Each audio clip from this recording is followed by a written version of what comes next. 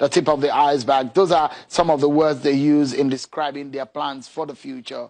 What are the Igbo leaders in the country thinking about this, and how are you reacting to this also? So I have already reacted to this. I think that IPOP is giving reason to those who describe them as terrorists to justify their erroneous impression. If you are having a demand for a separate entity called Biafra, are doing so peacefully, and you are doing so in exercise of your fundamental human rights, that is understandable. I have defended this in Chatham House. I have defended this in all my public speeches. But if you go physical, attacking people for your perceived impression that they do not agree with your modus operandi, that in itself is reprehensible. It's condemnable.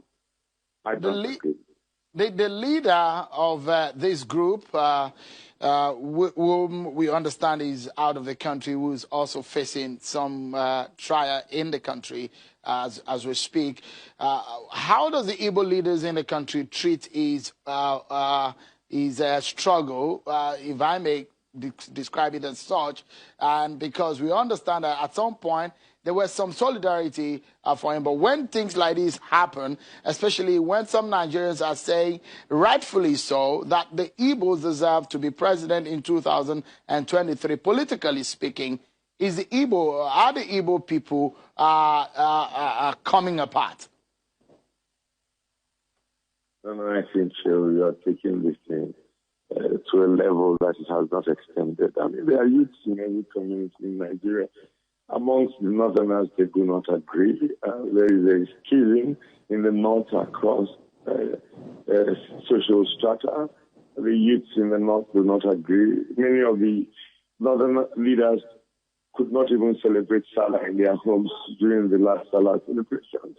Many spent their Salah in Abuja, Lagos, and abroad because of the schism between the classes in the north. And it also exists in the West. I mean, you have a number of youths in the West who have turned into all kinds of militant organizations and an affront on the society and the various classes in the society. And that is understandable. That can exist everywhere.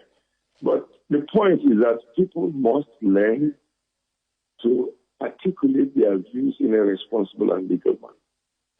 You know, this outstreet in Germany does not necessarily reflect the feeling of all the youths in Ebola.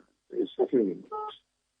It is outrageous, it is repugnant to our culture, it is uncivilized and condemnable.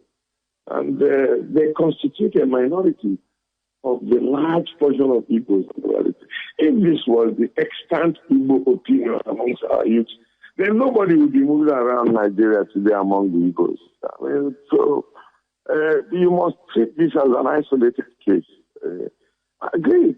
Young men in Ebola are very angry because of the way Igbos are treated in the Nigerian politics, but it is not an excuse for the kind of intemperate outburst that we witnessed in Germany. And things like Madu was the one who hosted a meeting in his house in order to determine how Nnamdi Kanu would be bailed, and so being convincing one of the senators of the state to stand as surety for him. He didn't deserve the kind of treatment that he got. Briefly, if you may tell us, and before we allow you go this evening, do you think, and this might be pointed at Chivunwodo, that the Igbos deserve to be president in 2023? I can't hear you. Okay, I wanted to say maybe you can, your intervention on this political matter, the fact that, do you think that the Igbos deserve to be president 2023? So look, listen, the stand of Igbos today It's not about the presidency of Nigeria in 2023. It is about the restructuring of our country. Unless this returns to the regional structure in which our fathers initiated the handing over of Nigeria as independence to them, we can have no peace. This military constitution is a panacea for the disintegration of Nigeria. That is what is more important to people. Not about who becomes president of a federation contrived by a military constitution that is not of touchstone. Chief John Nwodo, President General of the Ohanaeze Ndigbo. Many thanks for your thoughts and your intervention on this matter tonight on Sunday.